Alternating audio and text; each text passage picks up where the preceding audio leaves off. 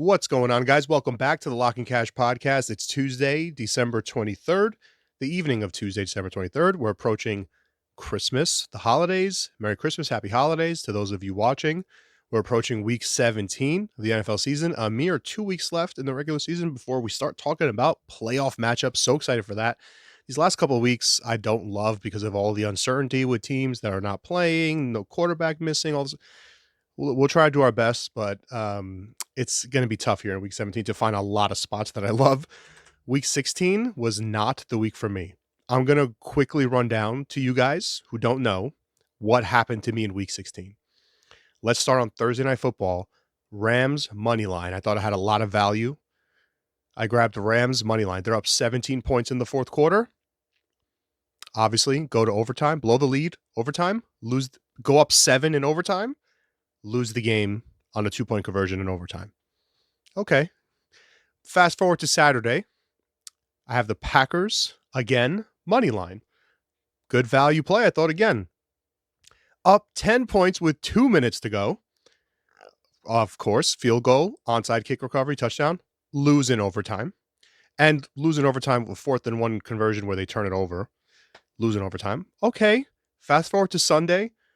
I needed the Lions to just win straight up, money line, to cash a teaser and to cash a parlay, where on both of them, the first leg had hit. So all I need is the Lions, and 2 bets would have cashed. It would have been a huge swing, a 6-unit swing for my week. And on that last drive where they have the ball, I'm thinking we got it. They're at the 1. They don't run it. I don't know. They scored 3 times on that final drive. One was a drop, the Tesla pass that was dropped. The other 2 OPIs called back. They scored 3 different times on the drive, and none of them counted. I'm not done, by the way. I'm not even done. Then we go to Sunday Night Football, and I have the Ravens, and they're up 11 in the fourth quarter with less than 10 minutes to go and lose the game outright. So 4 of my picks this week that all ended up being coin flips at the end, that all seemingly were done, and then ended up being coin flips, and I lost the coin flip on all 4 of them. So that was incredibly brutal. So hopefully going into week 17, some of that luck will come back our way. We'll see. We'll talk about some games that I like. I do have 2 plays sent out already. We'll go over those. We'll go over the entire slate, and we'll start with Christmas Day, where we have 3 games. 3 games on Christmas Day. The first one, 1 p.m. Eastern start. The Dallas Cowboys in Washington to take on the Commanders. Looks like we are not going to have Marcus Mariota back in this game. Washington's now down to their 3rd string quarterback, which is Josh Johnson. That's looking like the likely starter here against Dak Prescott. The important market move here was there was a couple of releases on Dallas. So they went from 5/5.5 all the way up to 7 now. That's been the big move. I really don't see how you can look at anything else but Dallas in this game, whether you want to lay the full 7, whether you want to tease them down. But one of the things that we do when we handicap games is we want to be on these games where there are huge quarterback disparities. We like that as bettors. We want, because quarterback is so important to the point spread, so important to the outcome of the game. So if you have a game, even if it's a big spread, you have a game where you see stats wise, whatever it is, EPA, all this stuff. If you see an enormous edge between the 2 starters, it's usually a good bet. So like Prescott compared to Josh Johnson, compared to Mariota is still a big edge, but then comparing it to Josh Johnson, even an enormous edge for the Cowboys in this game. I also think the Washington defense, which I've talked about many times before, is not a great matchup for any team that has speed at the skill positions, and Dallas certainly has a ton of speed at all skill positions. So I really like the Cowboys in this one. Now, I'm not running to lay 7, but would I tease them? Yeah, I don't mind teasing them, even though it's a divisional game and you're on the road. They did play each other once already. Dallas put up 40-plus points on Washington, killed them. I wouldn't be surprised to see some kind of similar outcome. Now, I'm a little, even with the Dallas defense not being a great unit, I am a little concerned with Johnson at quarterback. How do the Commanders really move the ball much here? It's a lost season. They're still dealing with a lot of injuries. Now you're down to your 3rd string quarterback. So I kind of would lean under. The 51 has taken some money. We're now seeing 50.5s starting to pop up. But that's another spot that I would look, is under in this game. A little contrarian. It is outdoors. It's cold weather. So even though you have this high-powered Dallas offense, I could see them putting up, maybe 30 something points, but Washington not picking up their end of the bargain because, when you're betting an over in the NFL, it takes, or in any sport, it takes two to tangle, right? You need points from both. I just don't see how Washington gets a lot of points in this game. So, I do lean Dallas with the points. I lean the Cowboys being teased down. I actually lean under in the game. That is where the market is moving on both of those, and that is where I lean as well. I agree with both. The second game at 4:30 p.m. Eastern is the Detroit Lions taking on the Minnesota Vikings. Detroit all the way up to 7.5 now on the road. This has been an enormous move, obviously, probably fueled by the fact that the Vikings will also be down to their third string quarterback, which is Max Brosmer. So coming into the season, you had McCarthy with Wentz as the backup and Brosmer behind him, and now you're starting Max Brosmer here late in the season with again nothing to play for the Vikings. Honestly, the Lions are very close to having nothing to play for. They're obviously technically still can make the playoffs, but it's such a long shot. They're going to need to win this game. They're going to need the Bears to lose to the 49ers on Sunday Night Football, which is certainly possible. And then they're going to need to beat the Bears in Week 18 in order to steal a spot. I believe that is how they can get in. So, you know, possible, yes. Easy, definitely not easy. And Minnesota is not a slouch, even with Brosmer at quarterback. This is a divisional game. This defense already beat up the Lions once this season and won outright on the road in Detroit. And you saw what this, excuse me, what I mean, honestly, over the last few weeks, what this Minnesota defense has been doing has been super impressive. They played a great game last week against the Giants. That the final score was very misleading. I could see them playing another close game in this one. 7.5. If this was still sitting at 5.5 or 6, you could make a case for me for the Lions. But I'm just not sure how you continue to trust this team. Well, I know the whole thing. They were 15-0 straight up off of a loss before losing on Sunday. Now they've lost back-to-back games for the first time in many years. What does that do? Where are they at mentally here, knowing that their playoff chances are pretty slim at this point? One thing that I will say is Dan Campbell, even when the Lions were not good around when he first took over, he was always very good about getting them amped to play. There was never a lack of effort. So I do think they'll be ready to go. I don't expect, like, even though the season is kind of waning and they're probably not going to get in, and that was a devastating loss to the Steelers on Sunday. I mean, as bad as it gets. That's the type of loss that certainly just deflate, like, could be like the nail in the coffin. We could end up watching this game on Christmas and be thinking, yeah, the Lions are just spent. They're done. It's over. Like, that was their last shot on Sunday. That could be the case, but history tells us that Dan Campbell will have them ready to go, fired up. There won't be a lack of effort. The defense is just still, could this be the game that where Brosmer suddenly shows some flashes?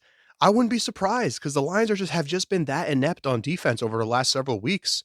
I know they're very banged up in the secondary, but the one thing that was shocking to me on Sunday was they're one of the better rush defenses in the league. Pittsburgh ran all over them the entire game, and the Steelers are not really an elite rushing offense. I mean, they're okay. They got a couple of decent backs, but they ran all over the Lions, and that to me was ugly. So having to go on the road here, yes, it's an indoors game, but this Detroit team just has not been the same this year. Like, all those trends, Lions off a loss, Lions indoors, Goff indoors, just has not been the same team this year. And, you know, I can't really say, I see a lot of people online talking about how they miss Ben Johnson. I can't really say it's a Ben Johnson effect because their offense is top three. They're statistically a top three offense in the NFL. So it's not so much that they're missing Ben Johnson so much. They just have not been able to put it together defensively. Injuries have piled up. The luck, the fourth down variance has gotten the best of them this year. And I just don't, 7.5 to me is a little steep in this one, even with Brosmer at quarterback. Now, could they just go ahead and win this by double digits? Sure. But if I had to take anything in this game, I'd grab 7.5 and I'd say the Vikings defense will keep this close and maybe they can run the ball a little bit on the ground with Aaron Jones. And like that's really it. I mean, I just don't, there's no way I'm running to lay 7.5 with Detroit in this game. In their current form. Usually I would try to buy low on spots like this. The number is too steep. It's a divisional game. They don't have a great defense, and they've just been untrustworthy this season. There's really been no reasons for you to believe that the Lions can come out here and win this game by margin against the Vikings. So small lean there to the Vikings. Look at the total as well, by the way. It's only 43.5. It's telling you a little something there too. So Small lean to the under in this game as well. Your final game, oh man, it just keeps getting better. We go from Josh Johnson to Max Brosmer. Your final game of Christmas Day is the 8:15 Eastern game is the Broncos at Kansas City to take on the Chiefs. Denver is minus 13 and a half in this game because you're getting Bo Nix versus Chris Oladukin. I'm not sure if I'm saying his name right. I apologize if I'm not. I don't know much about him. I know he went to Pitt. Um, yeah, I don't. I watched a little bit of that game last week just to kind of see like who is this kid? What does he look like? He looked okay. Can I get to 13? I can't get anywhere near 13. And now this is part of late season betting where you just think, now is this line super, super, super inflated because you're just assuming the Chiefs are just going to pull everybody, play nothing but backups. They don't care. It is a divisional game. You're at home. I could see this being a little bit of an emotional game at home after the announcement that Chiefs are going to be moving to Kansas. Like I know it's not like it's not literally the last game at Arrowhead, but I could see that vibe in the arena a little bit in the stadium. That to me would make me want to bet on it. Like 13 and a half. I mean, I've got this game at like less than 10. It's a crazy my number versus the market on this game is insane, but part of that is because I just don't know how to price this quarterback, and we don't know how to price where this team's at mentally and what they're trying to even do. I mean, they just got blown out by the Titans. Do they even care about this game? But to me, the fact that they're coming back home, it's divisional against the Broncos. They already lost to them once this year. I know, like it's very hard to gauge, but to me, it's take the 13 or nothing on this game. You can't lay this amount of points. Denver has not even been able to cover a as a favorite this season. The Broncos haven't won a game by more than 4 points, I believe it is. So you're not gonna go ahead and lay 13 with Denver on the road. I can't do it. It's either Chiefs plus 13 in this game or a total complete pass altogether. Also, the total 36 and a half. I know it's outdoors, cold weather at night. Man, the Broncos offense has been playing really well. This Chiefs defense, again, if they're checked out, what is going to be their motivation here to get stops? I could see this game flying over in just like a nonsensical type of way where the Broncos put up 28 to 30 points. Really all you need. Then you just need 7 from Kansas City. They can give you 7. So I lean over in this one, and I lean slightly to the Chiefs getting the points. All right, let's go over to Saturday. The first game on Saturday. Yeah, what's with the Thursday, Saturday, man? Just give me Thursday and Sunday. That's it. 2 games on Saturday. You have the Houston Texans taking on the Los Angeles Chargers. This one is a 4:30 p.m. Eastern. This is a really good game. Two very, obviously, very hot teams streaking and two very good quarterbacks. LA minus 2.5, totals 39.5. Your first thought on this, like my first thought was probably that you can tease up Houston from 2.5 to 8.5. I think that's a good move. I think that's a very solid look with a game that has a total of 39. You're going to be looking at elite defenses in this one. You're going to be looking at points at a premium in this one. So I do like Houston as a very strong teaser leg for this week, up to 8.5 points. One thing that I will say is this line initially on the look ahead, Houston was the favorite. So this is always interesting to me. Like, what do you do with these I don't want to call it an overreaction line, but Houston was favored and they eke out, very close, eke out a win against the Raiders, who are obviously terrible. So that maybe now downs their perception a little bit in the market. LA goes into Dallas and handles the Cowboys pretty convincingly, looks really sharp on offense. Now, the Dallas defense is terrible. They had that little stretch where they were playing well, but they're overall a very bad unit. Now the Chargers going home. Remember, this is also a revenge spot. Keep that in mind. Last year, these teams faced in the playoffs. Houston went into LA. Oh, sorry. LA went into Houston. Houston beat them up at home. It was a blowout. They blew them out in that playoff game, the first round of the playoffs last year. So is this now you're flipping venues? Is this maybe a little revenge for LA? The thing that concerns me about this game is I think the line's gone too far. First of all, I can't get to LA minus 2.5. Second of all, I have Houston just as overall the better team. And third of all, these games where two teams come in red hot, to me, very difficult to pick a side because they're both overdue for a shit game, right? Like this is the NFL. You cannot sustain, these winning streaks for too long. So it's like, which one's going to lay the egg? And to me, it's too difficult to predict. So I think getting Houston up to 8.5, getting all those points in a game that's expected to be low scoring and defensively focused game, to me, that's the best angle in this one. So for me in this game, the only option I would look at teasing Houston up to 8.5, finding a second leg uh, to combine it with. That's how I would play this game. That's probably I may get involved if I can find a teaser leg that I like just as much. So we'll see. The second game, Saturday night, 8 p.m. Eastern, is the Ravens at the Packers. Packers minus 2.5 at home with a total of 40.5. The problem here is we don't know who's starting for either of these teams. Lamar leaves the Sunday Night Football game with a back contusion listed as day-to-day. We'll see if he goes. If not, you're going to be getting Tyler Huntley. For the Packers, Jordan Love, concussion protocol. I don't think he'll go, if I had to guess. Now, you might say, okay, well, they have Malik Willis. Malik Willis is dealing with a shoulder injury. So I do think Malik Willis will be able to go, but it's worth noting that he won't be 100% if he does end up going. So you've got here, and then if Lamar goes, he's not going to be 100%. So a lot of just to me, too many unknowns in this game. Like I want to jump on Green Bay, right? I'll tell you straight up that's the side that I like in this game. I think for I was on the Ravens the last 2 weeks, so it worked for me against the Bengals. I thought that was a great spot. Coming back home against the Patriots, had a lead. It was working out. The defense was playing great, and then it all fell apart in the fourth quarter, as it usually does. So 1-1 in the last 2 weeks on the Ravens. Now this is finally a spot where I don't think the Ravens are in a good spot. I thought they were the last 2 weeks. This to me is a they're at a disadvantage in this game because you're going into Lambeau against a better defense, a relatively healthier team, better coaching, honestly, in my opinion. They're at home, one of the best home fields in football, and they need the win just as much as you. I mean, the Ravens are listen, the Ravens are going to need help. They need the Steelers to lose to the Browns, which is going to be tough to do. If the Steelers beat the Browns, it is over for the Ravens. So, their playoff hopes are basically on life support. Green Bay is still very much probably going to get in, but they need this game for seeding purposes. They still have a chance at the division.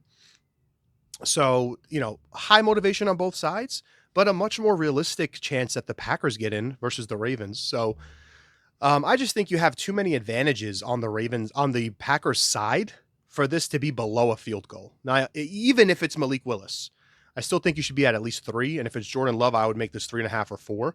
So, I think 2.5, I think Green Bay's the play.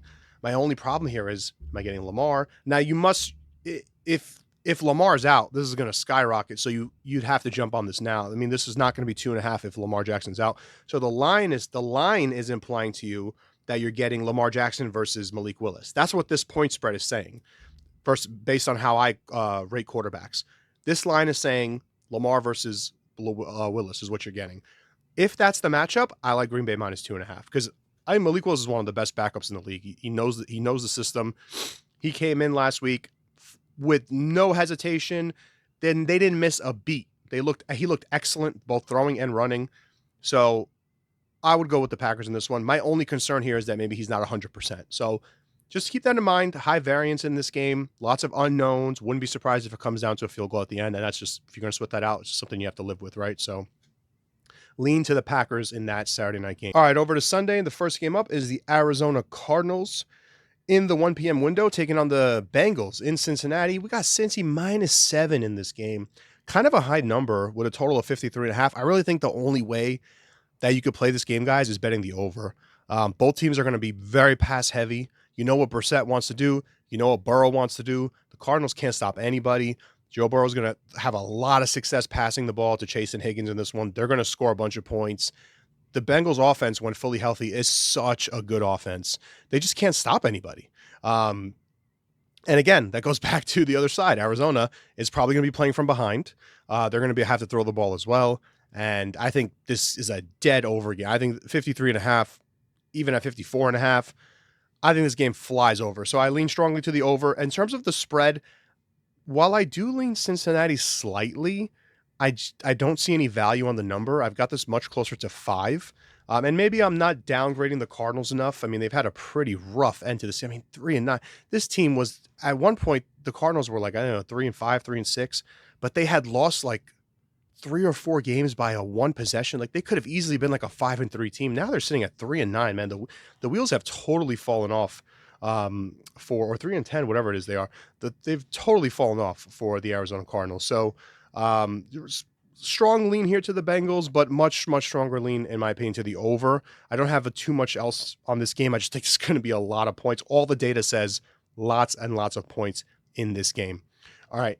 Next one up, a little bit of a better matchup. You've got the Seahawks headed to Carolina to take on the Panthers. Seattle -7 now in the market. 42.5 is the total. Worth noting that the movement here has been on Carolina. This was 7.5 pretty much across the board when it opened, and the Panthers took some hits early on.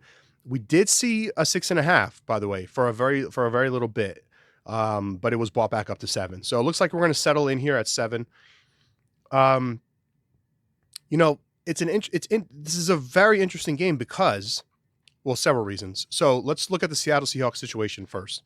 They are on extended rest because they played on Thursday Night Football, but the way they won the Thursday Night Football game was insane. I mean, that was a once in a lifetime, come back from 3 possessions down in the fourth quarter, send it to overtime, go down in overtime, have to score a touchdown, have to convert the 2-point conversion to win the game. And then it's like a Super Bowl high after. It was such an enormous win for them in the division against the Rams, who were leading. They were the 1 seed. They knock them down. Now they're leading the division. I mean, there's so much. I mean, so much. You have to come back down after that and get back up for this game. But then you look on the other side, and it's pretty similar for the Panthers. They now lead the division. They upset the Bucs at home as a dog at home. They did it late in the game, sealing the game up with a field goal and then getting the interception to close it out. Like, just as thrilling of a victory at home, maybe a little less thrilling, but still a pretty strong victory. So both teams are coming off of that emotional high and have to kind of reset. Seattle has the rest advantage. One thing that I lean Seattle, but one thing that I can't get away from is that Carolina's just been very feisty at home as a dog. They have several home upsets. I mean, they upset the Bucs, they upset the Cowboys at home, they upset the Rams at home. They have several of these games at home where they have the Falcons early on the season, and all of these were big point spreads, above 3, all of them. A 10-point dog, a 7-point dog, a 6-point dog. Like, they have won a lot of these games outright as a dog at home. So that, to me, makes them dangerous. And I wouldn't be surprised if they're live in this game to win it outright. At the end of the day, Seattle, though, very good on the road. Defense travels really well for them. I lean to the Seahawks in teasers, but I can't do much more than that. I'm not going to lay the 7. I could see this getting very dicey. I mean, we saw things get very dicey for the Seahawks against the Colts, and then we saw them go down 3 scores against the Rams. Like, it hasn't necessarily been easy the last 2 weeks, the 2 wins that they've had. So even though they have won their last 2 games, I mean, both of them have been very dicey games, and I can see them playing with fire a little bit more in this one. Also, I've said this in last week's episode. I mean, Darnold's offensive numbers, they're trending down. They're not trending up. When you look at the final box score, maybe he had a decent game against the Rams, but he really struggled for 3.5 quarters. Did not look good. 2 turnovers in that game. I believe he threw 2 interceptions. Overall, the Seahawks were struggling to move the ball, and then they went down big, and then it was really Shaheed. It was not Darnold. It was Shaheed's punt return for a touchdown, and then Shaheed had that sweep that he ran for a big play that allowed them to get into the end zone. So, while he did lead the game-winning drive in overtime and all that. No knocking him. He played okay when he needed to, but overall he didn't have a great game, and he hasn't been having great games. So I'd be a little concerned about the Seahawks going forward. I'm not convinced that they're super elite or a real contender in the NFC, because I just, as bettors, we don't like when teams win these types of games, right? Maybe they cash you a bet here and there, but we don't like when they have these fluky wins. Those are stuff that we want to fade. So I'd be a little concerned about Seattle in this game. I would lean to them in teasers, but nothing strong. I probably won't touch this game at all, to be honest. Next one up, I'm not going to have much for you on this. Giants at Raiders in Las Vegas. The one notable thing that I can tell you here is I know that some other services have released on the Raiders. So they were a 1.5 point dog at home. Now they're a 1.5 point favorite. So you have a 3-point move through 0, which is not as valuable. But early money, sharp money, pro money is all on the Raiders in this game. I think that their performance last week probably has something to do with that. And the way the Giants looked last week, they looked horrific. And I just think Geno Smith, maybe him missing a couple games, coming back, maybe it helps him a little bit. I don't know. They're a bit healthier now offensively. Genti looked good against the Texans. You should be able to put up points against the Giants. I also lean Raiders in the game, but the big thing about this one is the market is loving Vegas in this game. It's been nothing but Raiders money. Very low total in this one too. Just kind of a weird. If you said you were teasing the Giants up to 8 or 7.5, I wouldn't be mad at it. But the money has been coming in on the Raiders in this game. Steelers at Cleveland Browns. The Browns are getting 3 to 3.5 at home as a home dog in this one. Another notable thing, the market loves Cleveland in this game. They on the look ahead or slash open, they were 5.5. We're all the way down to 3 now, pretty much. Not flat threes, but plus threes in the market that you can get on Shador Sanders if you'd like. Obviously, that probably has something to do with what you saw last week. Now, whenever you have this situation, there's a couple of good trends where when you have a team playing at home, back to back home games, and they're a dog in both, like the Browns, they usually do very well in the subsequent game. So they actually covered the first game, right, against the Bills. Now they're a dog again at home. Is usually a play on spot. Combine that with the fact that the Pittsburgh comes off of that ridiculous. I mean, Pittsburgh had no business winning that game in Detroit. That ridiculous catch before the half with Gainwell on his back. I mean, that only happens on a game that I would have a bet on. So they catch that before halftime, like totally ridiculous.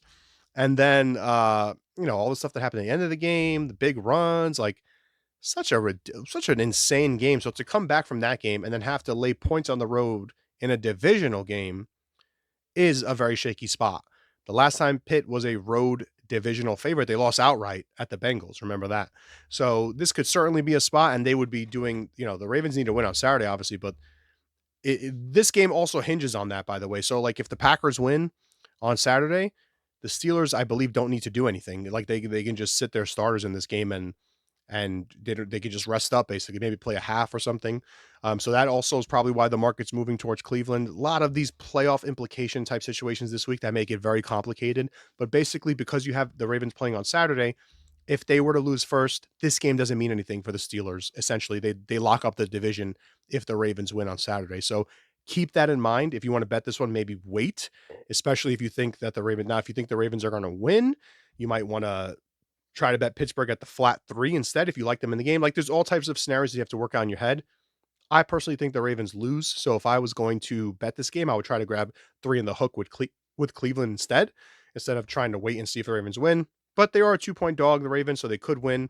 It just complicates the things with all of these moving pieces. This is why, honestly, the last like 2-3 weeks of the season I don't love. I try to be careful with how I pick my spots. I thought I bet on 4 good teams last week. Actually 5. Broncos, Ravens, Packers, Rams, Lions. 5 of the better teams in the league. They all freaking lost. So just keep in mind the playoff implications on a lot of these and how some games affect others. So this particular one, Steelers Browns, you kind of have to watch out for what happens with the Ravens on Saturday to determine, or try to do some kind of correlated. Maybe you can do a correlate. You could say, like, I'm gonna take Packers money line on Saturday with the Browns money line on Sunday. That would be like a correlated parlay where if one hits, the next one should technically hit. So anyway, there's all types of ways you can do that. I personally don't. I just stick to like against the spread or some teasers. But if you wanted to do that, this is a week where you technically could do that. So next game up, you've got the Saints at the Titans. Again, 2 teams with nothing to play for. New Orleans minus 2.5 on the road. 39.5 is the total. Titans got a win last week against the Chiefs. The Titans do this thing, by the way, when after they get a win. I gave you the trend last time when 2 weeks ago when I loved the 49ers in that game when they covered for us. That was the Titans off of a win. So Titans, and they were 0-10. So now they're 0-11 ATS after their last 11 wins. And now they just won a game against the Chiefs on last week. So this week coming up, you've got an 0-11 ATS trend active on against the Titans, which would tell you New Orleans minus 2.5. You are starting to see threes come up. 2.5s are now juiced to 15. I do lean Saints in the game. I really like how the Saints have been fighting. Shuck looks really good. He looks like he could maybe be the guy. I mean, remember, Shuck is an older quarterback, so it's a little bit of a different scenario. They might just throw him in and as the starter and have Kellen Moore try to build this offense around him. But he's looked good. He's been feisty, gritty, and they don't have a lot to work with. They don't even have a running back, and they could use some extra weapons. But the Saints, I think, the way they've looked over the last month or so, very, very promising and very encouraging if you're a Saints fan. So I lean Saints in this game. But again, not much. You know, it's going to be a faster episode this week because these games with where teams are just playing for nothing, very difficult to call. Lots of variance. Like this next one, Tampa Bay on the road in Miami, -5.5 against the Dolphins with a total of 45.5. Quinn Ewers, will he play in this game? Probably. Zach Wilson, I don't know. I don't know what's going on in Miami. I know the season's lost, obviously. Tampa needs this game badly. If Tampa wins, remember, the Buccaneers, even though with that devastating loss at Carolina last week, the Bucs still control their destiny. If they win this game and they beat Carolina in week 18 because they have them at home, they play them again at home. They win the division. They win the NFC South. So the Buccaneers need this game badly. And that's basically the only reason I would lean Tampa -5.5 because I don't love this team. I thought they were overrated when they were 5-1, and now look where they are. They're 7-8 or whatever it is they are. To me, not a good team. But Miami is that much worse, right? And this is not long travel. You know, two Florida teams playing each other outdoors. Slight lean to the over, slight lean to Tampa Bay for me in this game. Jaguars at the Indianapolis Colts. Jacksonville -6.5. We're starting to see sevens. 47.5 is the total. I would lean over in this game. My numbers love the over. In this one, you saw what Rivers was able to do on Monday Night Football, man. He can still sling it a little bit. And now it's not going to be, he threw a couple of balls deep, but he's not going to be going super deep downfield all the time. But his receiver's doing a really good job of getting separation and he's hitting them in stride. That's what really counts for yards after the catch, hitting your guys in stride, which he's able to do really well. Very good thrower with anticipation. So you saw that on Monday night, able to put up points. I know the Niners defense is not great, but listen, the Jags defense is not great either. So I think they'll be able to put up points in this game. And Jacksonville's offense is on fire. So I just don't see, man, with the way the Colts looked on Monday against the Niners offense, I don't see how they stop Jacksonville. So I could see a lot of points in this game. I really, really like what Liam Cohen's doing with the Jags. I mean, I bet against them on Sunday, but you have to consider what I got. I got Broncos -2.5 almost 2 weeks before that game. This was a very early pick of mine. I sent it out a while ago. And it closed 3.5. So technically I got a phenomenal bet. It just didn't come to fruition. But that is mainly the reason why I bet it because it was so off of what my numbers had. I had the game at 4. So I grabbed 2.5. It closed 3.5. But the Jags played a phenomenal game. They're firing on all cylinders right now offensively. So I think we get points in this one. Honestly, would I grab, like, I know a lot of, I got a text from a couple of buddies like, you think this Colts line gets to 7 +7 against the Jags? I don't even like it. I like the Jags -7. Like, I just don't see the Colts keeping up. I don't think the Jags defense is great by any means, but they just can't keep up, especially with their defense now kind of falling off a cliff. The air has been sucked out of the Colts, man. They've lost too many games in a row now. It's just really tough. They're not going to make the playoffs. It's a long shot. You don't have a quarterback. You're missing so many guys on the offensive line. Not a good matchup to me. The Jags already beat the crap out of the Colts one time in Jacksonville. I think they do it again. So I like Jags -6.5, the better line. If you can get 6.5, that's what I would play. And I also lean over in that game as well. Next one up is the Patriots taking on the Jets. Jets, a 13.5 point home dog with a total of 42.5. Definitely, 42.5 is crazy. Lean over in this game. The Pats are going to put up a ton of points, guys. And you know what? Whoever's at quarterback for the Jets, even if it's Brady Cook, they'll be able to run the ball a little bit. New England's defense is wildly overrated. You saw it, by the way. You saw the glimpse in the first few drives against Baltimore on Sunday night. If Lamar doesn't get hurt, they were going to drop 30 points plus on them. They ended up with 24, but it was going to be an easy 30, a smooth 30. I mean, there was guys wide open all over the field.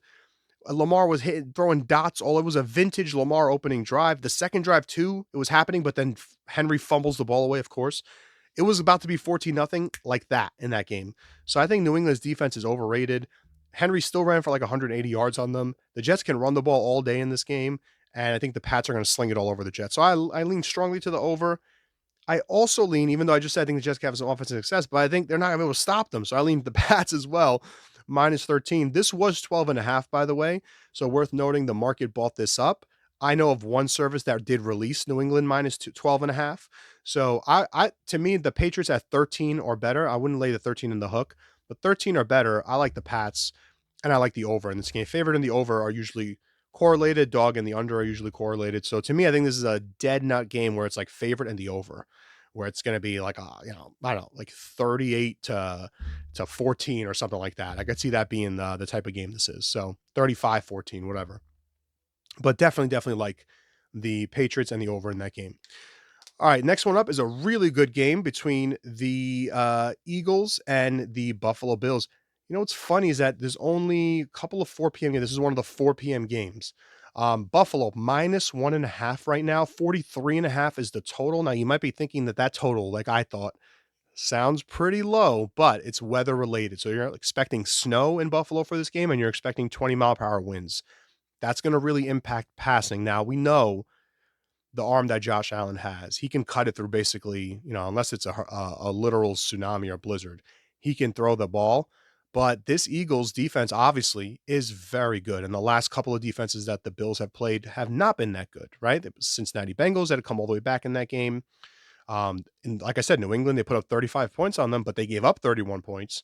And then the Browns, they couldn't get much done on the road. So like this is tough. And you come back home, bad weather game against a very good defense. Even though I'm not super high on the Eagles this year, I don't think they're as good as the team last year that won the Super Bowl.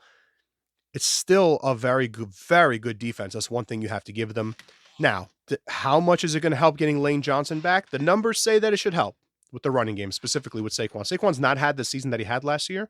If there's ever a game where he's going to look like 2024 Saquon, this would be the game, because you get Johnson back, who's one of the best run blocking tackles. You are also facing the 32nd ranked defense against the run, the Buffalo Bills. So, Saquon should have a big game here. You want Saquon props, anytime touchdown, whatever, but he should thrive on the ground. Hurts should be able to run the ball on the ground. Bigsby, I mean, the Eagles should have a field day on the ground. Now, the Bills can do the same thing with James Cook. We see it every single week. They love pounding the rock with James Cook. And all this, by the way, is why I'm telling you all this, because that's why this total is so low. The last time these teams played, it was a 37-34 final in overtime. The Eagles won the game. This time the total is so low because you got weather, plus you got the style of play for both teams, and the weather's conducive to that style of play. So it just all kind of boils into a slight lean to the under in this game. But I lean more so to the Bills if we know that Josh Allen's fully healthy. Now we don't know that. We don't know what's going on with the ankle. It could limit his mobility. It could limit the way he passes the football, but I would lean slightly that way. In the same breath, though, if you want to tease the Eagles up to 7.5, that also makes sense. You're going through the key numbers of 3, 6, and 7. If you go from +1.5 up to +7.5. So that's also a decent look in this game. But at the end of the day, you have to think one excellent defense against the run and the pass. Another one's just excellent against the pass, but you've got this horrible weather. Both teams are not going to be able to throw the ball. Both teams are going to run. That's going to chew a lot of clock. And it just seems like probably this, I don't want to say safest, but you are sitting above a key number at 43. So the safest bet might be the under 43.5 in this game. Sunday Night Football is another great one. You've got the Bears headed to San Francisco to take on the 49ers. 49ers -3, 52.5 is the total. There's been two big moves in this game. San Francisco from -2.5 up to 3, which the pros in the market have bought that line, and the over, which I personally love as well. I'm on the over. 51 now up to 52.5. I'll give you some reasoning for my over, for why I took the over at 51.5. I just don't see how you don't get a lot of points in this game. Just go back and watch the tape on San Francisco. And I've watched a lot of their games because I have several futures on them, which we did end up winning one on a Monday night with their win total. Now they got 11 wins, over 10.5. We'll watch their games since Purdy has come back. That offense has been literally unstoppable. I mean, he has been so efficient throwing the football. You look at his EPA charts, all of his success rate charts, they're through the roof. He's number one in the NFL amongst all qualified quarterbacks. So Purdy's playing at a super high level, even without his best weapon. Like technically Ayuk was supposed to be the best weapon coming into the season for them. Even without him, Jennings and Pearsall and Bourne, and these guys have been great mixing it up. You never know who he's going to hit. Kittle, obviously massive as their superstar tight end. Obviously McCaffrey, lots of weapons for him to work with. And he does an excellent job spreading it around, but he's so good with the deep ball. And one thing that you really appreciate when you watch the 49ers play is the way Purdy targets the middle of the field, because so many quarterbacks are scared to throw it over the middle of the field, especially when guys are playing zone or defenses are playing zone.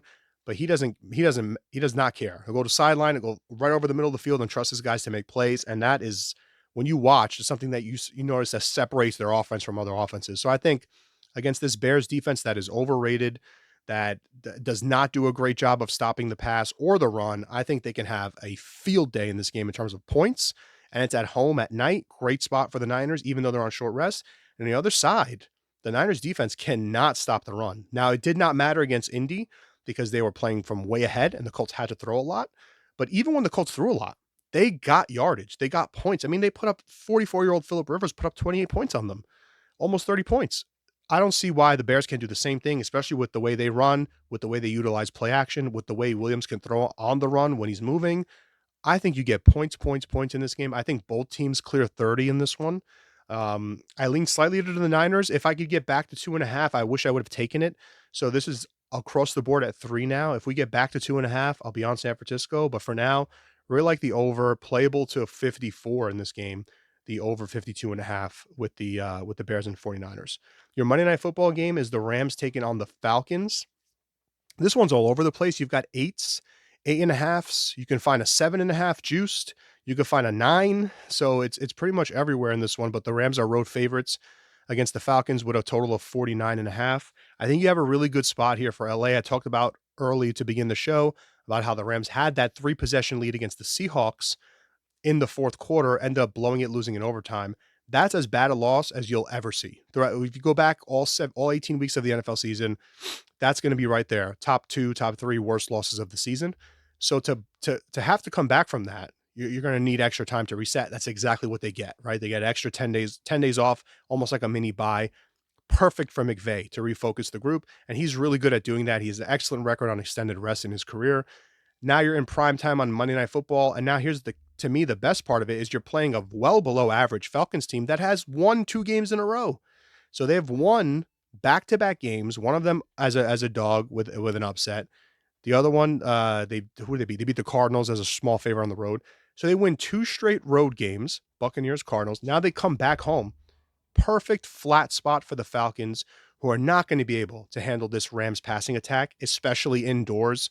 And on the other side, you've got Cousins. Now you might think, oh, they control the game with Bijan. The Rams are top 5 against the run on defense, and they need this game. They're going to need to win for seeding purposes. Even if I know if the Seahawks win on Sunday, this game means a little bit less. But even with that, they still got to win for seeding. They could end up as the 6th or the 5th. You might have to go to Tampa. You may have to go to Philly. There's a difference. So they're going to need this game no matter what. And McVay has not shown in the past that he's that type of coach that's just, oh, well, we're not going to try to just move up 1 seed. No, they're going to try. So to me, I really like the Rams -8. The best number you can get is 7.5 at 115.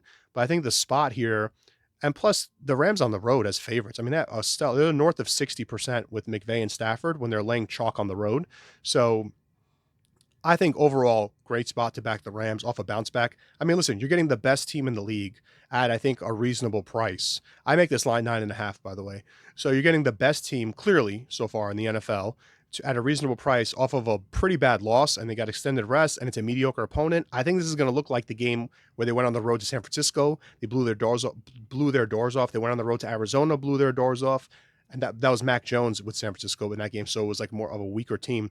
This, to me, fits the same profile as those games. Weaker team, not a great mobile quarterback. They just won 2 games in a row.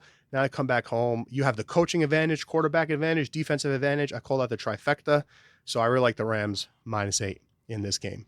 All right, that's week 17, guys. We only have 2 weeks left in the NFL season to finish strong, and then we'll start doing playoff videos. I am going to have probably later this week, I want to do a college football playoff video for the 4 college football games. So there's 4 games. We have a 3-unit max on one of them, by the way. So that's going to be exciting. We're going to go over all 4 games. So that'll be a separate video. So make sure you guys subscribe so you don't miss that one. And let me know what you think about the week 17 slate down in the comments. Which games you like, which picks are you fading, which ones are you tailing. And I'll catch you guys on the next one later this week. Thanks for watching.